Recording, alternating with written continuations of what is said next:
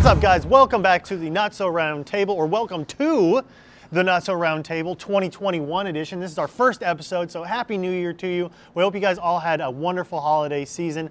We want to start off today by thanking you for 2020. It was a tough year. We all got through it together, and we can't thank you enough for coming along on the ride with us, for shopping here at Evike.com, for watching all of our videos and participating in our social media contests, giveaways, content.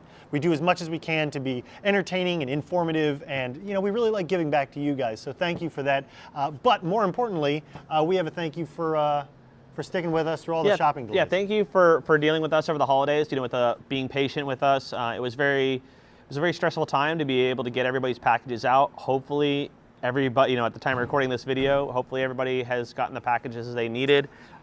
It's been really difficult with the staffing requirements for COVID, and just the amount of orders and trying to get all your orders out as quickly as possible. So we thank you for your patience. Now for this Not So Round Table, we're going to be returning to form, I guess, in some ways, and going back to what really started the Not So Round Table and why we love doing it so much, and that's answering all of your guys' questions. Now in the past, we would go back through a previous episode or two and collect questions, but we want to try something new this year, and we're only going to be answering questions from the previous episode. So if we don't get to your question and you posted it in the previous episode, make sure you repost that question again in this episode so we can get to it next time, because we always want to be refreshed on those questions and we don't want to miss an important or interesting one. And don't worry, if you haven't seen your question come up in a few episodes, we're going to try to do a better job of answering things more often, even if we've answered them before. So if you miss an episode or two, it's not the end of the world. So if you have a question for us for the Not So Round Table, George and I are going to be throwing those into our Helms of Reasoning that are still currently social distanced. Yeah, until we become hopefully essential. Midway through the year we'll have a vaccine budget, and we'll be able to sit next to each other again. Sit back in the studio and have a good time. Yeah, we'll see. But you want to start us off with our first question? I think we have 7 total questions. So how about you start us off, because you have the extra. All right, let's do this. So these came from the last episode of 2020. So that's our December 2020 episode, and this one comes from Li Yun Zhu. Episode 152, by the way. This is episode 153, in case you didn't read the description. This question says, "Hi Matt, thanks for all the time and effort you guys put into all the entertaining episodes. Thank you very much. I was wondering why Airsoft is so popular on the West Coast, specifically, or especially South California. Southern California. It's pretty popular in Northern California too. Yeah. With all the awesome mill sims and fields, while having some of the strictest gun laws. I also thought that firearm laws and Airsoft popularity would go hand in hand. Thanks." It's interesting, because I think they pretty much answered their question in the question. I think a big part of why Airsoft is so popular, especially in states that have strict gun control, is the fact that there's strict gun control. Yeah.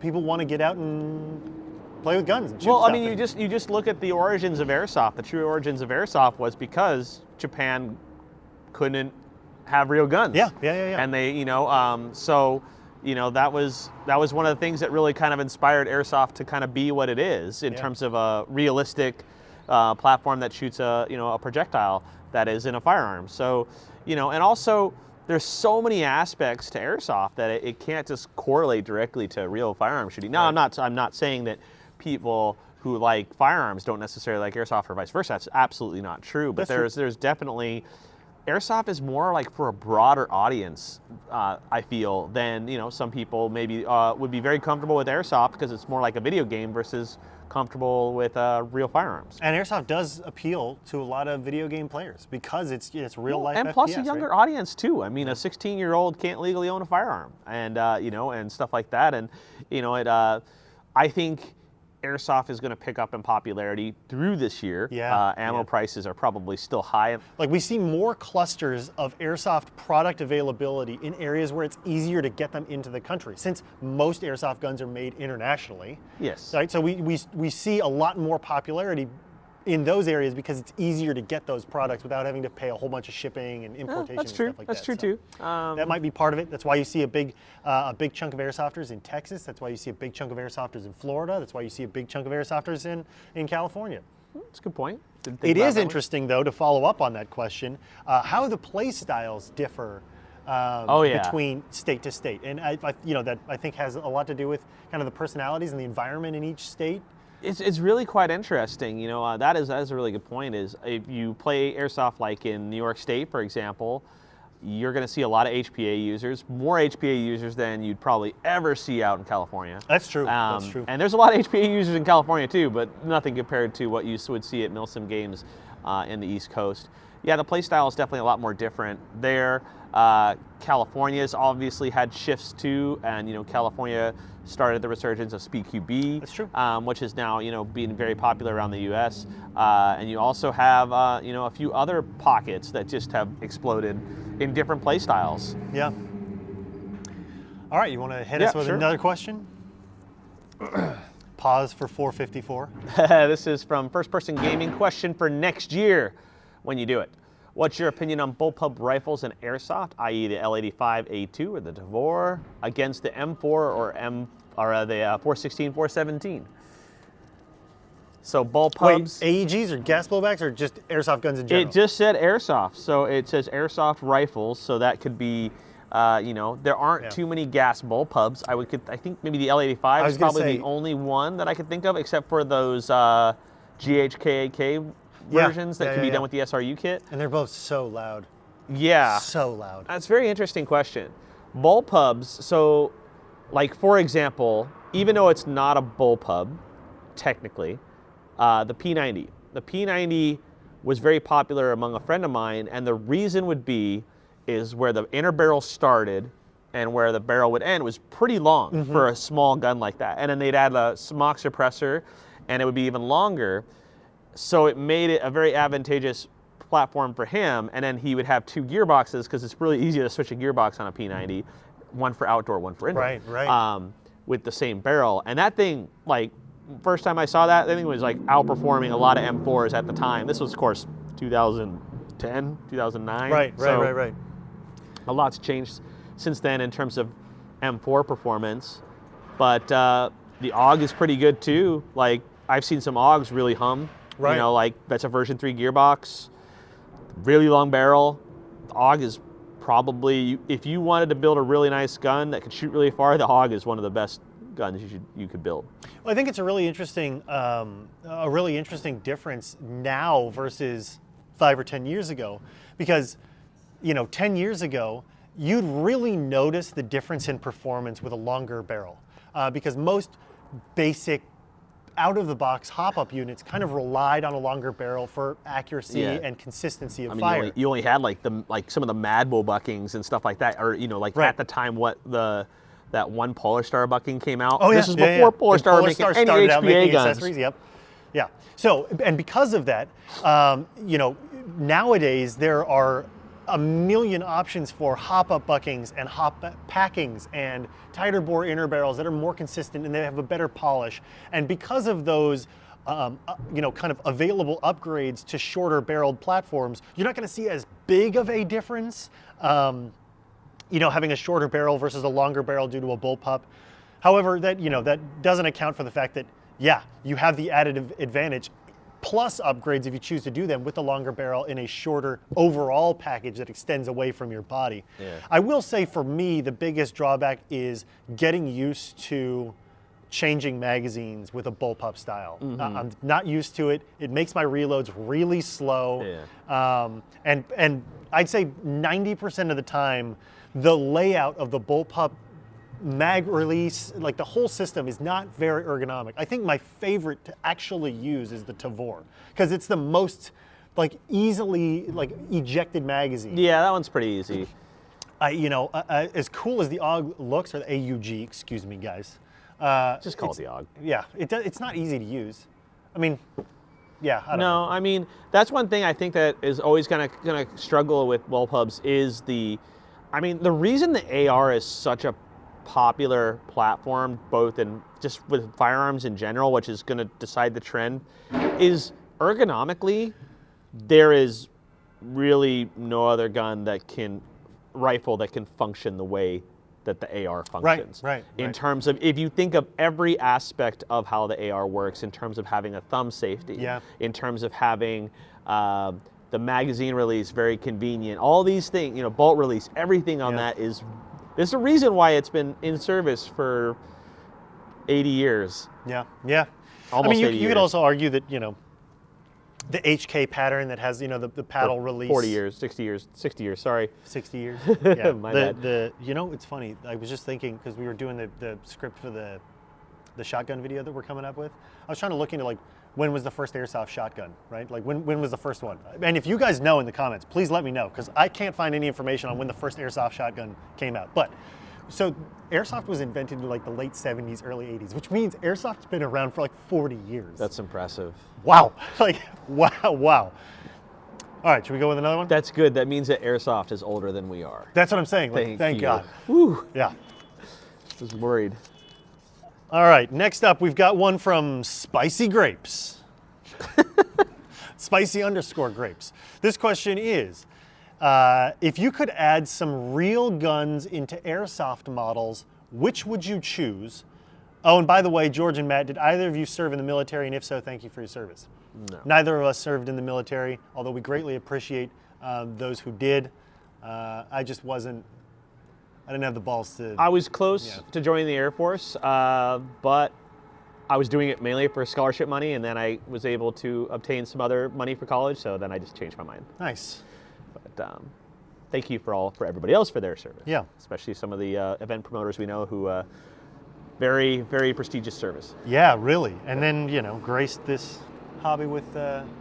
What was the question? What was so the question is, what real firearm would you like to see an airsoft counterpart for? I'm having a hard time thinking of any real firearm that there isn't an airsoft counterpart for, especially older stuff. Yeah. Newer stuff, I can think of a very small amount of. The only handgun I can think of that would have an airsoft counterpart would be a Sphinx. So Chris Krytak, if you guys are watching, wink, wink. We'd love to have a Sphinx. Yeah. A lot of the new firearms that are being developed for the military seem like they get airsoft counterparts pretty early. Yeah. Yeah. You look at the some of the new SIG products. Yeah. You look at some of the new Beretta products. I think I'd love to see an MPX. We've seen enough requests for it. I'd love to see an MPX. I think I'd really like to see a Rec 10. I know, heavy mag options aren't the most popular in airsoft, or really all that useful realistically. Yeah. But I love the look of the Rec 10 because it's just a big honkin' mag version of the Rec 7. I think that'd be cool. P10. I'd love to see a P10. But again, I'm a CZ fanboy, so. Yeah, Matt is definitely a CZ fanboy. Glocks hit the market, so we can't say Glock anymore. That's true. That's true. They're even coming out with Glock 34s now. So it really is a tough one. Maybe some more modern or up-to-date sniper platforms. I would like to see more shotgun platforms for airsoft. Like legit ones, not like single shot, plastic bodied. Yeah. I would definitely like to see that. Like some Mossbergs or something. That'd be kind of cool. Or a Benelli, like an actual Benelli. Sorry, we have a tow truck coming into our parking lot here, and we have a trash can over there, so we apologize for the noise. We're back. We're back. I know it's not the greatest tow truck's gone. But anyway. Son of a... just to give you guys a little bit of a heads up, we can't think of any other firearms, really. No. But comment below. What is this truck driver doing? Just a quick reminder as we're going through this. I know I said at the beginning, while you're picking your question, if you have a question for the Not So Roundtable for George and I, or if we're at some point able to get a special guest, put them in the comment section below. If your question doesn't get answered this episode, post it again so that we can keep seeing those questions. We don't ever want to run out or get stale. So continue to post your questions. Even if they don't get answered, we will get to them, we promise. We're just going to get right to the next question. Right to the next question. All right. With the beeping Nathaniel Arvin asks, I've been watching Insert for a few years now. Yes, an OG viewer. My question is, what time, if any, have you had such a bad day that you just walked off and stopped playing for the day? Well, I think this has actually happened before. I'm not going to answer, and the reason I'm not going to answer is because it would have specifically offend an event promoter. Okay. Yeah. Okay. But it was at an event from one of the event promoters, and the event was terrible, and I had no qualms telling the person that it was terrible. Fair. You know, that's one thing. You know, as we have a lot of new player growth in 2020 and 2021, when we start doing a lot more events and, you know, COVID restrictions are lifted and, you know, vaccines come out and all that kind of stuff, we're going to really have to, as a community, really make sure that these events are really fun for players who've never experienced them before, because there's going to be a bunch of new airsofters, and they're going to eventually want to go to big events, and they're going to want to have fun, and we got to make sure that they have a good time. So, I mean, I think right now it's critical for us all to look at ourselves and see what we can do better in the community. Both, you know, us, you know, event organizers, fields, everybody's going to need to really be ready. And even our, you know, Evike events, we try to make them as fun as possible. And to be fair, you know, every event coordinator, their style of play isn't for everybody, and you don't necessarily know that until you go. And so sometimes, you know, that you play that game at a loss. You know, you didn't have fun. It wasn't your jam. You know, it wasn't the speed you like to go or whatever. So you went to one event, not a big deal. That's not the event coordinator's fault. It may just not be your jam. And so I do think that we have a responsibility to make the events as fun as possible to the widest range of players as possible. But you can't cater to everybody, right? Yeah, that's one thing that actually is really important about events, is there's a bunch of different flavors for everybody's different palate. Yeah. And, you know, some people are going to have a different palate for a specific event. Some people really want to camp out for 40 hours and play. That's them. Yeah. Some people want to go to the hotel and shower every night. Some people want to play 3 or 4 hours, go have lunch, then go play 3 or 4 hours, and then go home. You know, there's a whole bunch of different aspects to events, and not all events are the same. Yeah. I think the only time I've ever not finished playing is when we went down to ITS in San Diego. Remember that time we went down with Cliff and Wayne? That was you. I didn't go. Oh, okay. Well, I got shot in the tip, and it hurt so bad. I was like, I gotta stop. And man, it hurt for like a week because I got point blanked with a Dan Wesson in the plums. I have another one I can say. That's when I left. I have one more incident that I can say because the field no longer exists. It was the Jericho Airsoft field in Simi Valley. Me and a friend went to one of their events, and it was probably the worst experience I ever had. Yeah. I thought it was pretty dumb, and we decided that we would just leave. Man, that was a dusty field. It was a dusty field. Yeah. Some of the player base, some of the players were just rude, to be honest with you. It's just like, and this was 2007, 2008. Oh, okay. And it was just like, that was like Airsoft was pretty starting to grow a lot. You know, you really didn't expect people to be acting like that, but they did. Well. But whatever, that field's gone. Got it. No problem driving the bus over that. They can't respond now. All right, next up we've got one from Sam Estuesta. Dear Insert, can you give examples of game types that smaller groups of pickup players, let's say 20, can play that are more of a milsim type of play style? We have a group of players through a Facebook group that play in the Black Hills, South Dakota. If the type of terrain helps refine your answer. Thank you guys, I've been watching since episode 1. Wow, another OG viewer, and I've always enjoyed this series. Man, that's tough to answer, you know, quickly before we get in this episode being too long, but I'm trying to think of like 20 player game types that are good for outdoors. Now the Black Hills, I think, are pretty rocky, sparse. Probably, if it's, you said North woodland, Dakota or right? South Dakota? South Dakota. I imagine they're pretty, well, I mean, either Dakota is probably pretty rocky, you know, pretty hilly and has some I don't terrain. imagine there's a whole lot of trees, though. I mean, when you say milsim, for example, like if your goal is, okay, you'd have one team out to do an ambush, another team goes after them or what have you. That's kind of one thing that you could do with a small group. However, you might have a lot of downtime where you don't shoot anybody. So not all the players may like that. Right. If you want something that like everybody's shooting at each other and having a good time, what I would probably do is do some like some things where like a team is surrounded, change your rules a little bit, maybe have semi-auto only, maybe have like a defending team, have an LMG, and you have to take out like a, something like that. Yeah, Even stuff like that I think would work. Yeah, so and that's kind of where I was gonna go too is, small player game types are great for Alamo style games because you don't have 200 people all trying to fire on one little bunker. You have a little bit more room. this U-Haul just. To pick up really quickly, I think Alamo style games are great and vary up the size of the force on each team. What I mean is, if you have 20 people, it doesn't always need to be 10 on 10. You can do 5 on 15 and have a really small contingent of people trying to defend something. You could do a down pilot style game like Mason was suggesting, which I think can be a lot of fun. You can also break up into multiple teams of 5. So you could do 4 teams of 5 and have small fireman teams and do kind of like a, like a Team Fortress style where you're constantly respawning and attempting to accomplish a goal or obtain an objective or do a capture the flag style game, but with more teams than just a force on force. So you're constantly having to look out for multiple enemies instead of one specific type. I think that can be a lot of fun and a great way to make an otherwise small game feel a lot more expansive.